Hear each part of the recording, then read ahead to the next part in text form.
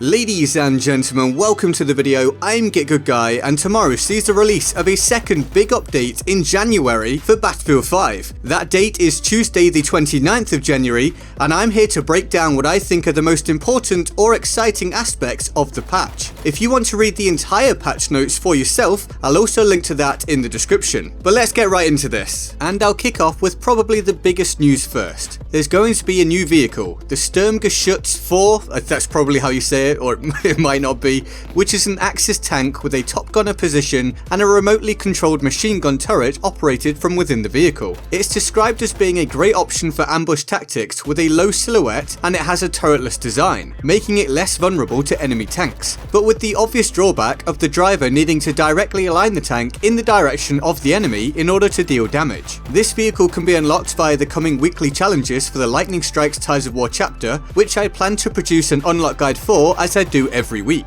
Moving on, we have some much needed improvements for the massively underutilized practice range. These improvements include gadget practice, where you can practice firing the Panzerfaust and other gadgets against stationary and moving targets, skeet shooting, where you can improve your basic gun accuracy with varying difficulty levels, grenade practice, where you can try to hit randomly spawning barrels, again with different levels of difficulty, an alteration to bullet drop visualizations, as various modes within the practice range will now allow you to toggle whether you can see where your bullet will drop or not, and the implementation of practice range ribbons for completing the different levels of the practice range mini modes. It's likely coincidental, but some of these changes are akin to what I called for in my video about how the practice range could be made so much better, so it's cool that we're getting this, but a lot more can still be done, and I still don't see the practice range being used all that much after these changes, but improvements are always welcome, so this is good news overall. Next up, we have changes to the recently added Panzerstorm map. To go over these briefly, the F point is being extended, the swine farm will have additional buildings added, essentially making it 4 times larger, and an oak alley has been added along the road between G and D to make it easier for infantry to navigate in this previously open space. Then there's just the basic addition of more ditches and mounds along the edges of the fields, as well as more height differences along ridges, stone walls and roads, plus deeper ditches and additional trees. So there's been a real focus upon improving the infantry experience and leaving the player feeling less exposed. On top of this, the house at D has been rotated 180 degrees to allow for sniping from the top floor, and quite a few other changes to just give the map more variety and playability for different playstyles, as well as little fixes such as some bushes no longer being bulletproof. Now let's move on to soldier fixes and tweaks. Footsteps have been altered. They will function somewhere between how the game released and the recent update. Basically, they've been scaled back a bit to be less invasive and constantly noticeable. For example, at 25 meters from the player, the footstep volume will drop to 28%, whereas it was 71% in the recent update and 10% at launch. Plus, footstep sounds on snow have also had their perceived volume reduced slightly. Moving away from footsteps to a more general feel, a bug has been fixed where players were unable to respawn if they were killed by dynamite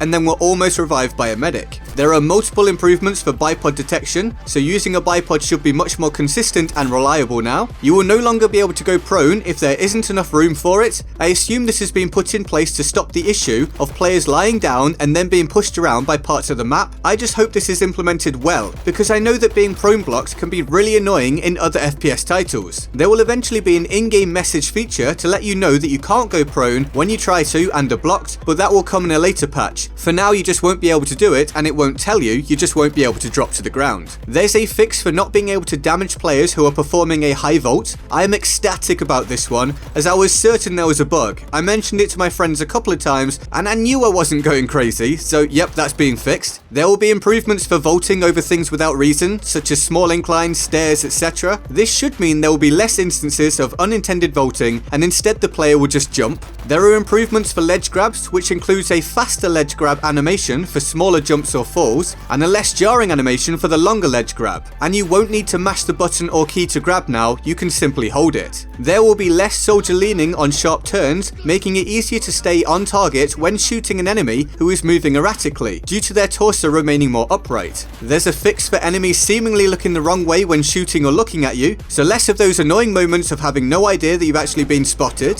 There's also another fix I'm super happy about, the transition between the kill card and the bleed out screen should no longer be delayed by 3 or more seconds, and they've fixed the bleed out indicator which was broken and gave players no idea how long they had left to revive an ally before they actually bled out. And let's move on to vehicles. There are quite a few changes here, but a lot of them seem very minor. I urge you to check the patch notes in the description if you're an avid vehicle user, but I will mention 2 of the clearly more important ones, and they concern anti-air. There's been a tweak to the projectile firing position of all stationary and towable AA guns, which no longer causes player to fire into sandbags or the ground when aiming low. And there are overall alterations to AA guns and how they function. Shells that detonate closer to vehicles now do more damage, and therefore shells that detonate further away do less damage. This also has a knock-on effect of planes flying at AA taking more damage and planes flying away from AA taking less damage. All AA damage has been altered in order to retain balance with these changes. Plus, they've made it so faster firing AA is now specifically better for combating lighter, faster planes, and slower firing AA is specifically better for combating larger and slower planes. Now we come to weapons, gadgets, and specializations. You will be able to cancel an armed grenade by pressing reload or any of the inventory switch buttons. ADS animations have been revamped for all weapons and sights to better reflect the correct placement of aim while strafing and walking.